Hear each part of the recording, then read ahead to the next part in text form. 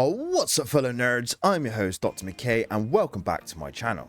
This video is going to be a full history breakdown of the Asgard. I will be covering all the information I could find to create a coherent timeline of events of their history. However, this is Stargate after all, and a lot of information is not precise or is conflicting with other information. So this history I will provide is my own attempt at forming a history that fits with the existing story's canon, with a ton of conjecture on my part. Just like with the Gate Builders history I did before, I will be sourcing the information from various sources like the wiki, the shows, comics and novels, and any other information I can find that is a part of the lore or extended materials. The one big problem we have with the history of the Asgard is the two very different timelines, one of a few 100,000 years and one of millions of years. So to keep both timelines separate, I will be breaking down both of them and let you, the fan base, decide on which history fits your narrative better. But like I said, this is my attempt to create a history timeline of the Asgard using all the data. But before we dive in, if you like the content, feel free to like, comment and subscribe for more. And with that said, let's go. So to begin, let's discuss and break down the shorter Asgard timeline from 100,000 years ago to the present. This timeline, in my opinion, doesn't fit within the larger history of the universe, and I will explain why at the specific points in the history that conflict with the narrative in my opinion. So let's go.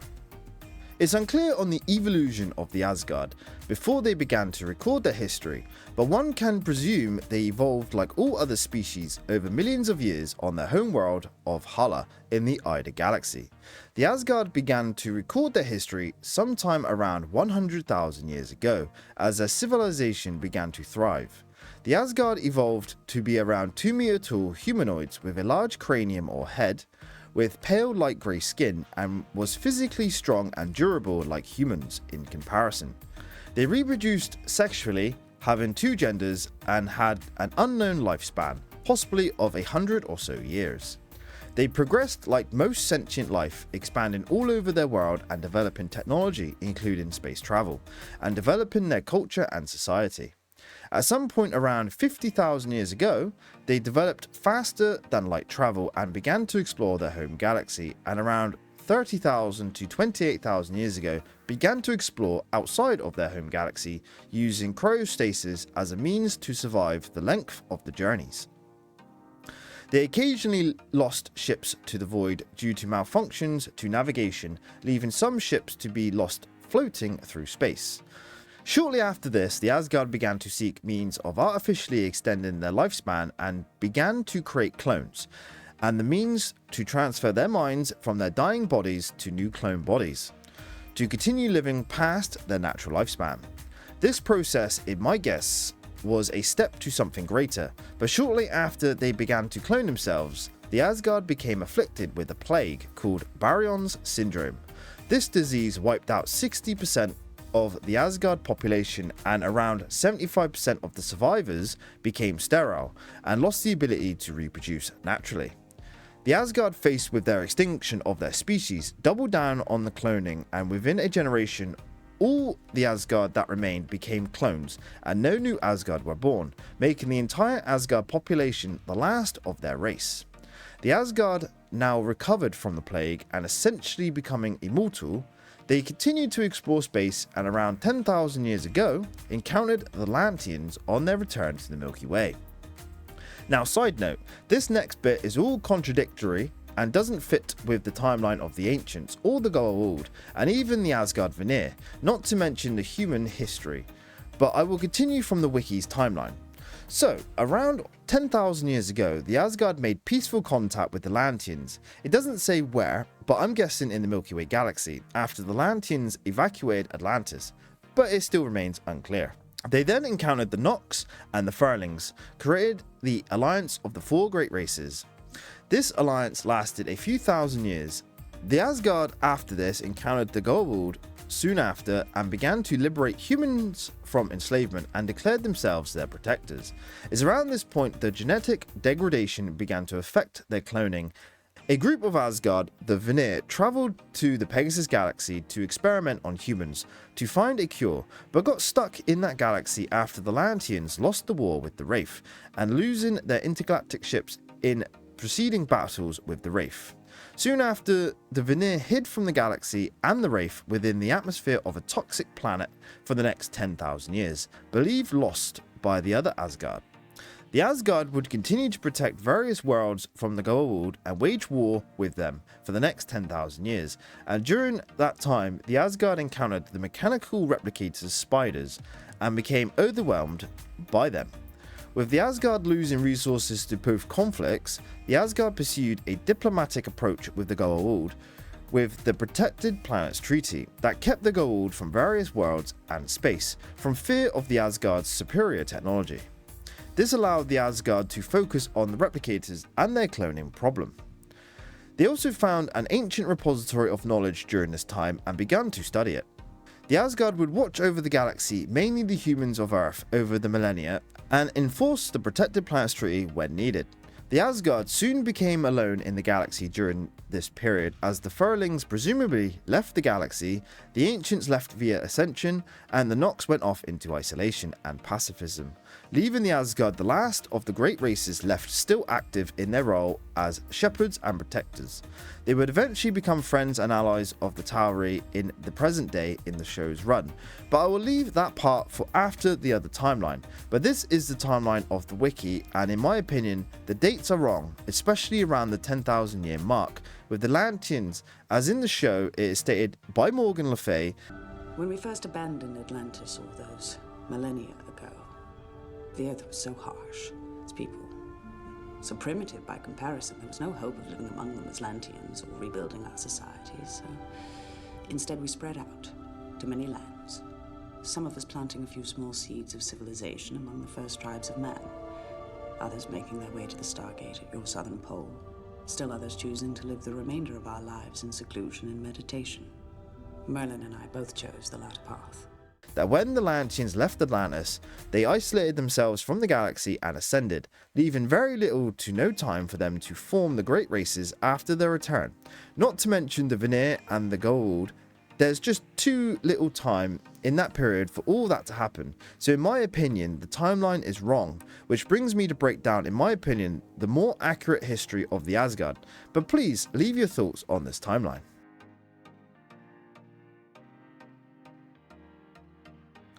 Okay, for this timeline we are going to include the other timeline's details but fit it more neatly into a coherent timeline. So here we go. Like with the first timeline, the Asgard evolved on their homeworld of Hala in the Ida galaxy over millions of years of evolution, reaching sentience and civilizations some 20 to 15 million years ago. They created technology and space travel and explored space, spreading out in many directions. They eventually discovered the Milky Way galaxy around 11 million years ago, encountering the Alterans, otherwise known as the Ancients. The Alterans and the Asgard quickly became friends, and with the Alterans being far more advanced than the Asgard, the Alterans took the Asgard on as a servant race, guiding them as they grew, but not giving them any direct teaching or advancements.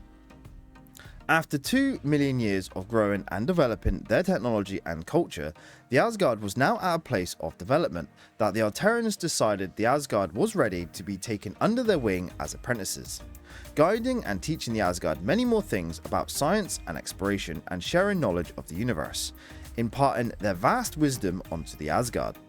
The Asgard during this time of apprenticeship took to the stars and explored, going to many other galaxies and creating many colonies and meeting new races, and after another 1.4 million years of apprenticeship under the Alterans, the Asgard reached a level of development that the Alterans deemed equal to theirs, and with the Asgard proving themselves to be of equal standing with the Alterans, being loyal, capable and reliable friends, the Alterans declared the Asgard as peers and equals to them.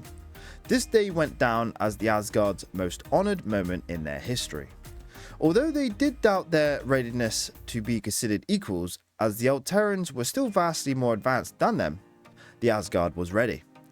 Shortly after the Asgard's ascension to equal peers around 8 million years ago, the two races encountered other advanced races within the Milky Way galaxy.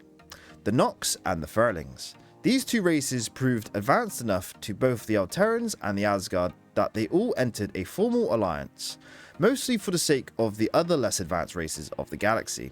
This alliance would be named the Alliance of the Four Great Races, and a meeting place would be constructed called Heliopolis, where the four races would gather to discuss issues of the galaxies and share knowledge with each other. The Asgard, taking pride in this alliance and ready to prove themselves worthy of their new position, would contribute the formation of a basic universal language based on rudimentary chemistry that could be used as a medium for first contact with new advanced races as a way to gauge their ability to interact with the four great races. The Alliance would place embassies across the Milky Way galaxy and other structures as monuments to be discovered by fledgling races as a means to usher in first contact, if the new races can decipher the language. It was also a means for new races to learn from. The alliance would last for 1 million or so years, and with the Asgard being close friends and equals to the Alterans began to share much of their technology with the Asgard, but only as much as the Asgard already understood. The technology shared was only reserved for the Alterans, until the Asgard was allowed. The Asgard worked alongside the Alterans and sought to improve select technologies shared with them, mainly interstellar technology. Although the Asgard was given access to the Alterans' Stargate network, the Asgard preferred space travel and began to explore many worlds and galaxies outside the Alterans' territory, exploring and meeting many new races and discovering new technologies, ever advancing their technology to bridge the gap between them and the Alterans. The Asgard explored 14 additional galaxies outside the Gate network during this time and shared all they had learned with the Alliance. And during this time, the Asgard, seeking to live longer, began to look into cloning as a way to become immortal. They began to clone themselves and transfer their consciousness from their dying bodies to new clones, allowing for longer lifespans. But still at this time, they had the ability to continue to reproduce naturally. The Alliance of the Four Great Races prospered for around 1 million years with great advancements in both culture and technology, and with the Alterans being the most advanced and influential of the four races, stood as a great pillar of security for the galaxies. This is until around 7.5 million years ago, when out of nowhere a deadly plague struck the Alteran population, crippling the Alterans' power within the galaxy. The Asgard, not affected by this plague, watched helplessly as their longtime ally began to die by the millions. With no cure in sight, the Alterans decided on a plan to wipe all life infected by the plague from the galaxy and leave the galaxy behind, reseeding the various worlds that was destroyed by this weapon. They called the reseeding the Legacy Project and entrusted the Asgard with stewardship of the galaxy and shepherds of the seed species. The Asgard, struck with the realization that they will soon be left alone, they stood up and fully committed themselves to seeing the Legacy Project through. They bid farewell to the Alterans and watched them initiate their plan and leave the galaxy behind.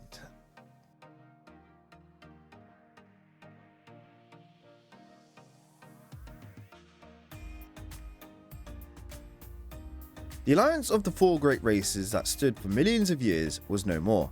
As the Alterans left the galaxy, the Nox soon went off into isolation and pacifism. However, the Asgard and the Furlings remained close allies, exploring space and watching the seed species develop and evolve. The Asgard continued to pursue their technology over the next 6 to 7 million years, continually cloning themselves in pursuit of immortality. And due to the cloning process around 30,000 years ago, the Asgard began to lose the ability to reproduce naturally, making all the Asgard in existence the last of their race. And at this time, the Asgard were approximately 2-meter tall humanoids, similar in stature to humans, with pale grey skin with a large cranium or head. Although the Asgard have been cloning gradually for eons now, while still being able to reproduce naturally, unknown to the Asgard, the cloning process had a biological setback within their genetic code, giving them genetic degradation, a flaw within the DNA, and over the next 15,000 years, the Asgard continued to clone themselves to survive, losing the ability to reproduce naturally. with each clone generation passing on the defect, and whether by design or choice or a result of the degradation, the Asgard clones began to change, becoming smaller and frail till they became 1 meter tall, skinny Asgard, the Asgard we know today. The Asgard, now fully aware of their genetic degradation, threw all of their science at the problem, including extracting one of the Alterran's repositories of knowledge in hopes of finding answers. In their study of the device, they discovered many things that they used and improved on, like shields and hyperdrive technology, but nothing that could help them with their genetic problem. And at some point around 15,000 years ago, a group of Asgard petitioned the Asgard High Council to experiment on the seed species for answers, but was declined by the Asgard High Council.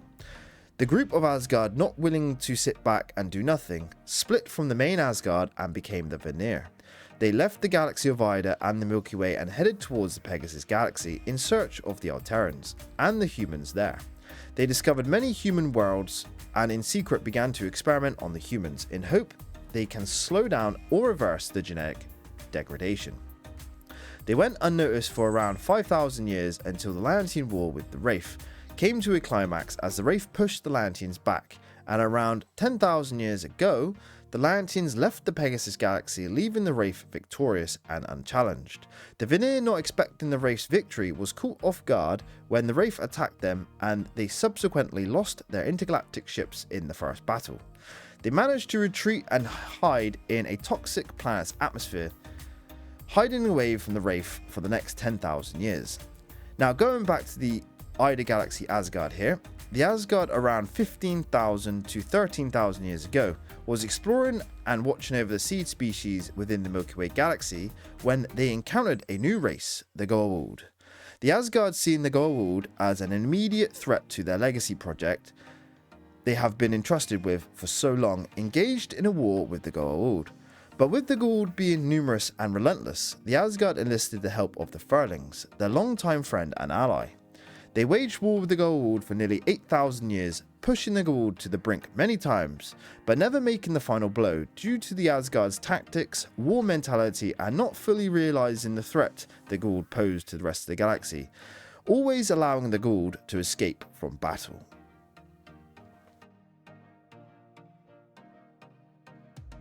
Sometime between 10,000 BC and 5,000 BC, the Asgard, still broiled in a war with the Goa'uld, engaged in a battle with the Supreme System Lord Ra to try and deal a massive blow to the Goa'uld Empire. And in the ensuing battle, Ra's ship took heavy damage and he became injured. Ra, fleeing from the battle in a blind jump to hyperspace, he came out of hyperspace and stumbled onto the planet Earth. He immediately set to work on enslaving the human population and began to transport the humans off Earth and around the galaxy. The Asgard, unaware at first of Ra's discovery and subsequent build-up of his forces, continued to explore space and engage the Goa'uld on occasion, and eventually after a time discovering that the Goa'uld had been transporting humans around the galaxy and expanding their territory. The Asgard, seeking to protect as many humans as they could, they set up safe worlds and posed as protectors of the humans, becoming worshipped as gods by them, a necessary byproduct of being their protectors. Ra would eventually be driven off Earth by an uprising 5,000 years ago, around 3000 BC, and begin another campaign against the Asgard. The Asgard, now finding themselves alone in this conflict as the Furlings disappeared from the galactic stage without warning, struggled to hold the Goa'uld expansion back, even with their superior technology. The Asgard won nearly every conflict but lacked the numbers and tactics to push the Goa'uld back. But just as the Asgard was making a renewed push against the Goa'uld, a new threat was discovered in their home galaxy. An Asgard exploration ship exploring new space discovered on a barren world a form of technology in the form of little metallic blocks. The Asgard, curious about these blocks, gathered up the blocks and experimented on them to discover what they were, and in turn, the blocks became active and formed a spider-like creature, and immediately set about killing the crew of the ship, and replicating more robot bugs to consume and replicate themselves. The Asgard, caught completely off guard, lost control of the ship, and due to this sudden loss, the Asgard sent more ships to investigate the missing exploration ship. The resulting battles would see the replicators board and take over many Asgard ships and begin to consume and attack the Asgard. The Asgard, now aware of this threat in their home galaxy, did not have the resources to continue a large conflict with the Goa'uld, and proposed the Protected Planets Treaty with the Goa'uld to at least protect the safe worlds and prevent total Goa'uld dominance of the galaxy. The Goa'uld agreed to the treaty as it would allow the Goa'uld to rule the now claimed territory without the Asgard challenging them. The Asgard, knowing there was very little they could do, left the Goa'uld alone, only enforcing the Protected Planets Treaty when the Goa'uld violated it, and began to focus on the replicator threat in their home galaxy.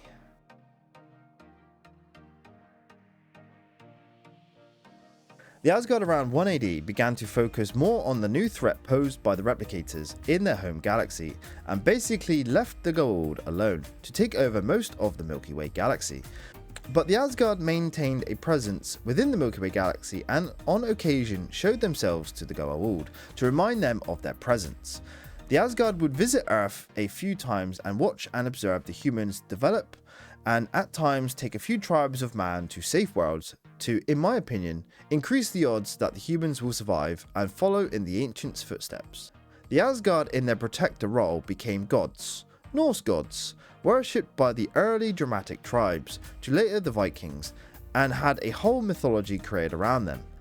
The Asgard created halls of wisdom on their protected worlds for the humans to later develop and discover, with the hopes that they would advance their knowledge to a point the Asgard could reveal their true selves to them as not gods but an advanced race who have protected them for centuries.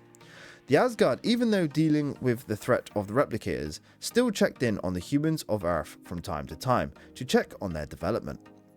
And over the next 1,000 or so years, the Asgard made great strides in technology development in ship shields and hyperdrive technology, developing new alloys and power generation, becoming the most advanced race since the ancients. But the Asgard still suffering from the genetic degradation, and with the eons of science they have researched, found nothing that could help them with their degradation. A Asgard named Loki took it upon himself to find a cure in the human genome of Earth's population, and began in secret to abduct many humans from Earth for experimenting on. Although his methods of experimentation was less drastic than the Vanir, it still went against the Asgard's code of ethics and rule, and he was discovered around 1984 by the Asgard High Council, and then subsequently stripped him off his title and banished him from the Asgard for his crimes. The Asgard during the last 500 years to the present day struggled to battle the replicators in their galaxy and keep a presence within the Milky Way. And eventually they had to devote nearly all of their resources to fight against the replicators, leaving the protected planets virtually unprotected by ships, and only protected by certain technologies left by the Asgard to ward off the Goa'uld, like Thor's hammer, and rely on the threat of the tree to protect the worlds from the Goa'uld, out of mere fear alone. But on occasion, if the treaty was violated, a single Asgard ship would be enough to defend the planet and reaffirm their stance on the treaty. The Asgard would maintain this ruse with the Goa'uld for a time, allowing the Asgard to focus on the replicators. And in 1994, the Asgard, hearing whispers that the Goa'uld had been attacked and that the Goa'uld Ra had been killed, launched an investigation. Unaware that the humans of Earth had ventured out into the galaxy via the Stargate and essentially declared war on the Goa'uld, the Asgard began to slowly investigate, but with the war with the replicators, they could not spare a lot of resources to get information. However, suddenly in 1998, one of the Halls of Wisdom on the protected planet Cimmeria activated and sent a signal to Thor that the test inside the hall is being attempted and then completed. Thor then revealed himself to what he presumed was the inhabitants of the planet, but to his surprise found Daniel and Sam, members of SG-1, a team from Earth. The ensuing conversation revealed that Earth was the new enemy of the Goa'uld, and that the Goa'uld Heru'ur is breaking the treaty on Cimmeria. Thor immediately travelled to the planet Cimmeria and removed the Goa'uld threat and restored order to the planet, and upon his return informed the Asgard High Council of Earth's involvement and began to watch the humans of Earth with higher interest. Shortly after this, and completely by surprise on the Asgard world of Othala in the Ida Galaxy, the Stargate on this world, a gift from the long-gone ancients, activated, and the human Colonel Jack O'Neill came through from Earth. Surprised at this feat alone, it was not the biggest shock. When O'Neill spoke, he spoke in the language of the ancients, having been able to access a repository of knowledge left by them. His mind knew to seek out the Asgard for help, and surprised by these revelations that the human mind has advanced this much, the Asgard in that moment saw the Tauri's potential in becoming the fifth race. They restored O'Neill's mind and sent O'Neill back through the Stargate, and then held a meeting of the High Council and debated on the Tauri's future. A few months pass and the Tauri defeat another Goa'uld, Hathor, and the Asgard learn the other Goa'uld are going to send a fleet of ships to Earth to crush the Tauri for constantly interfering in the galaxy. The Asgard wanting to protect the Tauri from the Goa'uld, but not able to send a fleet due to the replicator threat, the Asgard have only one choice: to help. They offer Earth to join the Protected Planets Treaty to prevent the destruction of the Tauri. And after negotiations and a close call that almost ended the treaty before it began, the Asgard prevailed in bringing Earth into the Protected Planets Treaty. Thor left Earth orbit and headed back to the Ida Galaxy. Sometime later, Thor engaged in battles against the replicators and was boarded by them. And with Earth's coordinates still within the ship's computer, the replicators set a course for Earth. Thor managed to pre-program the computer to beam up O'Neill and subsequently help O'Neill blow up the ship before the replicators invaded Earth. SG-1 saved Thor and was effective at combating the replicators, showing the Asgard that the Tauri could help them with the replicator threat. And upon SG-1's return to Earth, Thor travelled to Earth via the Stargate and asked SG-1 for help with the replicators, as a fleet of replicator-infested ships are heading towards the Asgard world of Othala.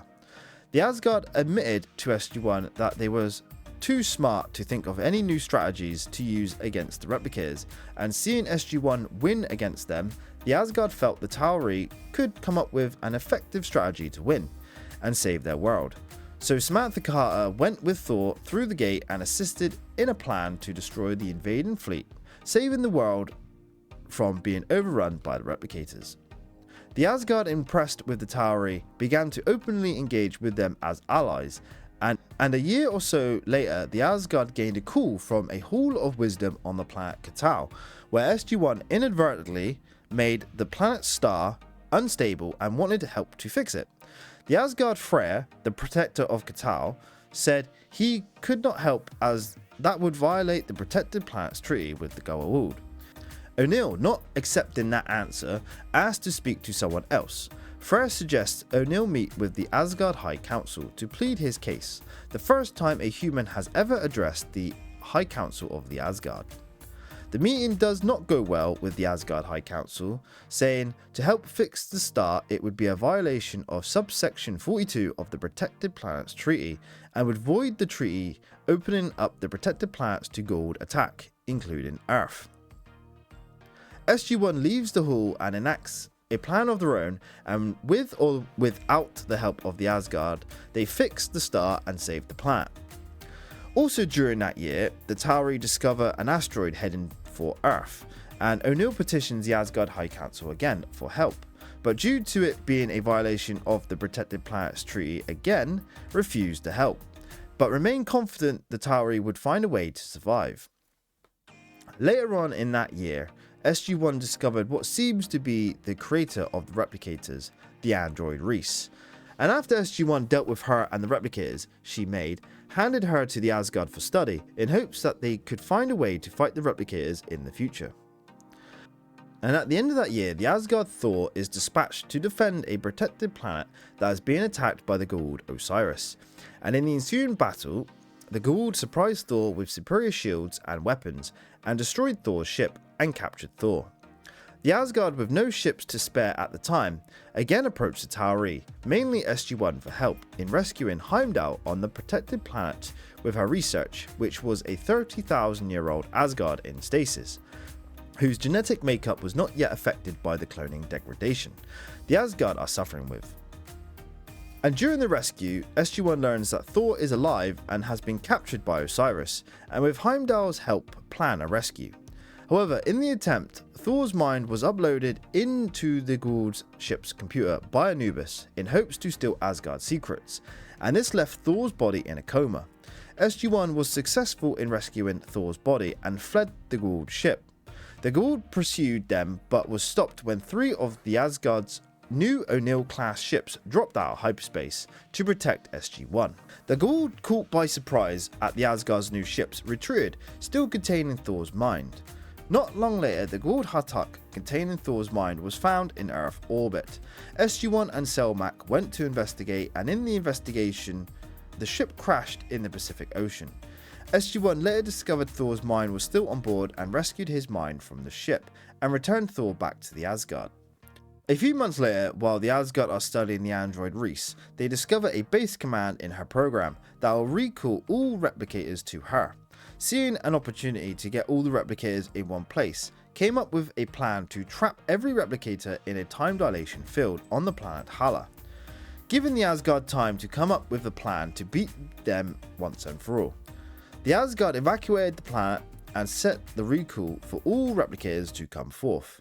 However, the replicators, before being caught in the field, created the first human form replicator, and he was able to breach the device and use it to speed up time for the replicators.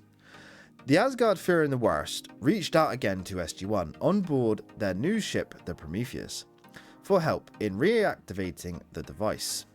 In the ensuing events, SG-1 succeeded in activating the device, trapping the replicators in the time dilation field, freeing the Asgard for a time from being attacked by the replicators. The Asgard set out to find a new world for them to settle, eventually finding the planet Orilla. Shortly after this, Thor was summoned to Earth by General Hammond to help in the revealing of the Stargate program to the other nations of Earth. And after this event, the Asgard spent the next year or so rebuilding their civilization on the planet Orilla, and deciding on a plan to wipe the replicators out. They ultimately decided to collapse Hala's star into a black hole to destroy the replicators. Thor is sent to enact this plan and observe the destruction, and while monitoring the destruction of Hala, rescued both Tilk and Carter from being sucked into the black hole. Sam and Tilk informed Thor that O'Neill is needing the Asgard's help once again, due to O'Neill using the ancient repository of knowledge. Thor explained that they needed to wait for the replicators to fully cross the event horizon of the black hole before he could assist. However, just as he said that, the replicators escaped the gravity well and began heading towards Thor's ship. The replicators boarded Thor's ship and learned of the new Asgard homeworld of Orilla and began to travel there. Thor, not able to catch the ship, warned Aegir, commander of the Valhalla, set up a blockade and to destroy the ship as it drops out of hyperspace. Aegir commanded a fleet of 6 O'Neill-class ships, waited in position and destroyed the replicator ship as it dropped from hyperspace. But not all of the replicators were destroyed, with some falling to the planet's surface, and 5th, the human form replicator, also surviving the attack.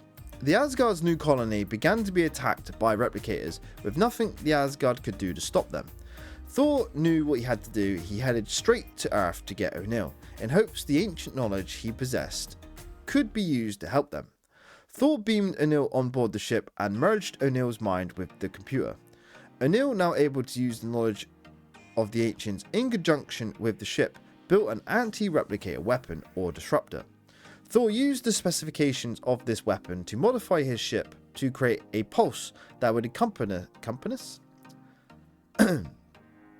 Thor used the specifications of this weapon to modify his ship to create a pulse that would encompass all of Orilla, destroying every last replicator. Although 5th escaped, the Asgard now had a formidable new weapon against the replicators and began to develop new defense technologies like satellites. The Asgard, indebted to the Tauri once again, held a council meeting to discuss sharing certain technologies with Earth, like shields, hyperdrive, and sensors, including beaming technology, but no weapons.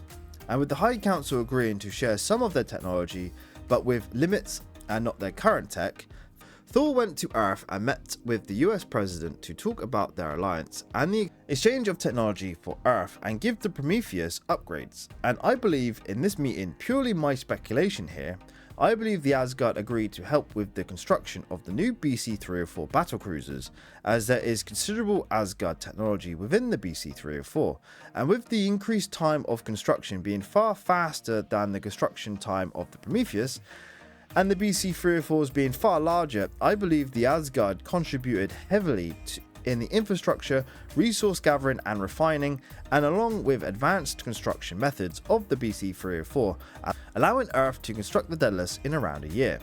So after Thor's meeting with the president, he went back to the Asgard and began to discuss their future plans.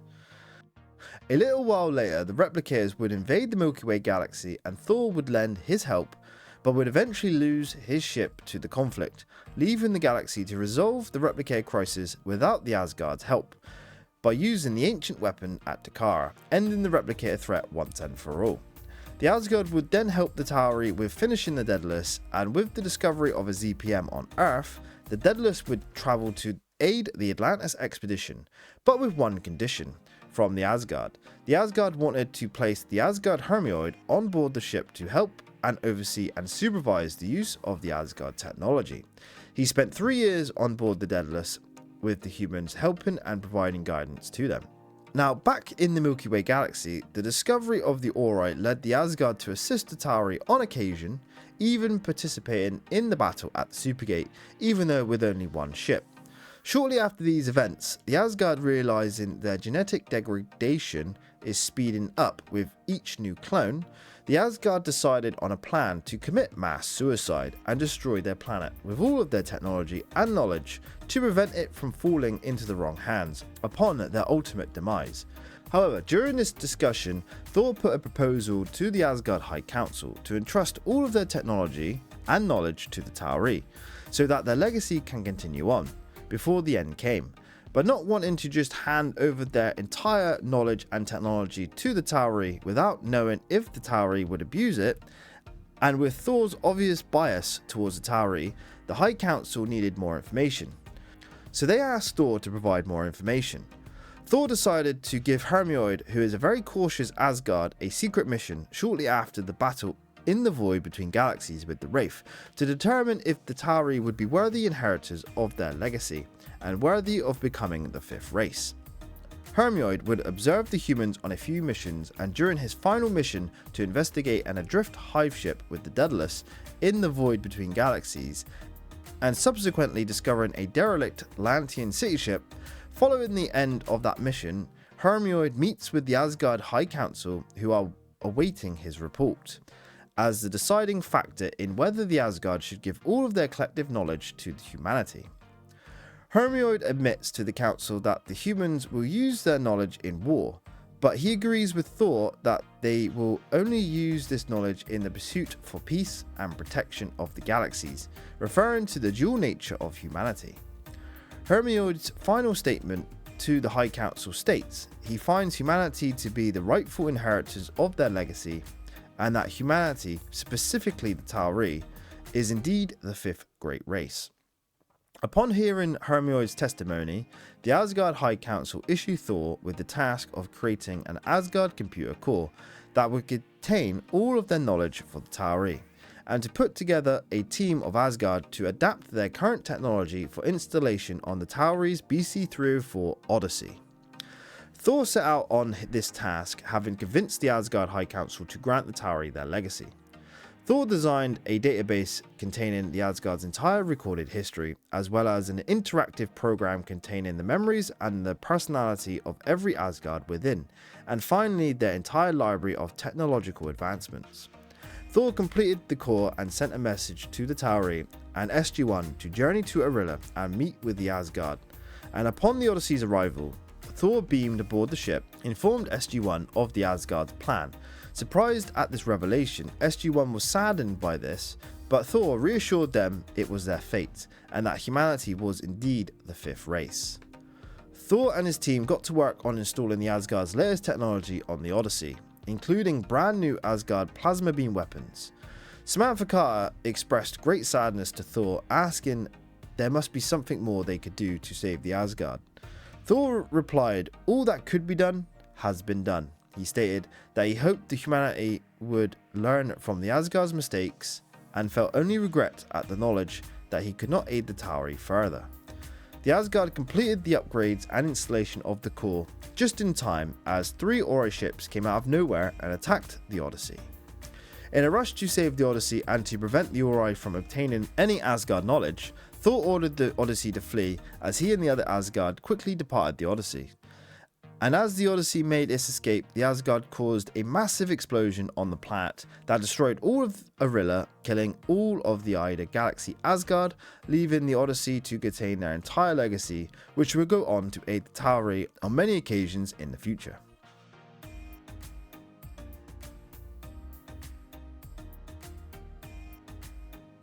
In 2008, in the Pegasus Galaxy, the Atlantis expedition, upon discovering a secret lab in Atlantis, was attacked by an unknown foe, later discovering that foe to be a group of Asgard, the Vanir.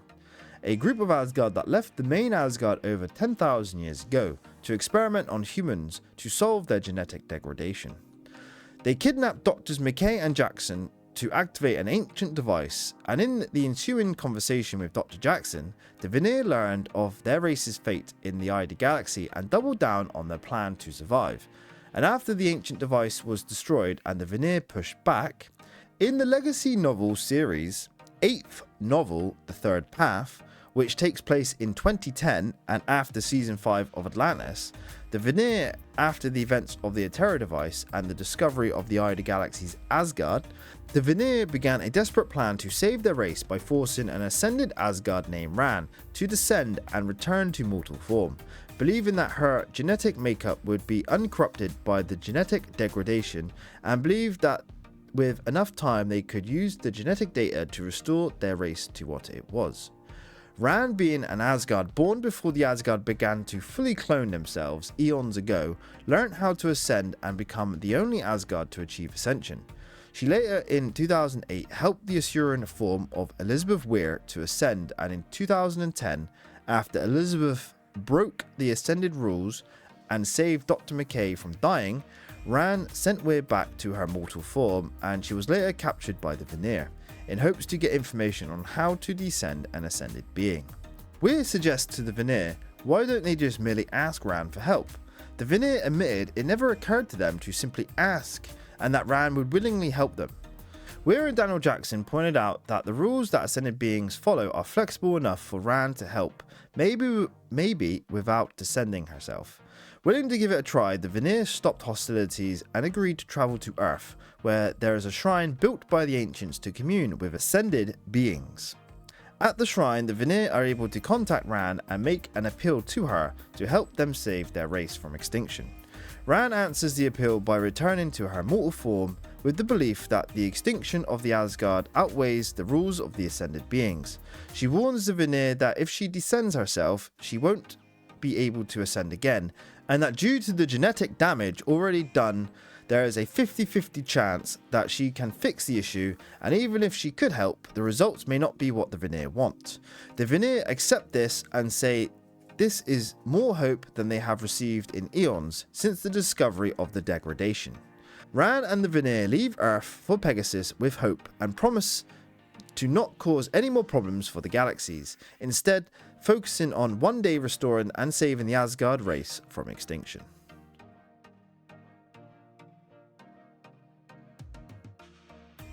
Now that was a history breakdown, my fellow nerds.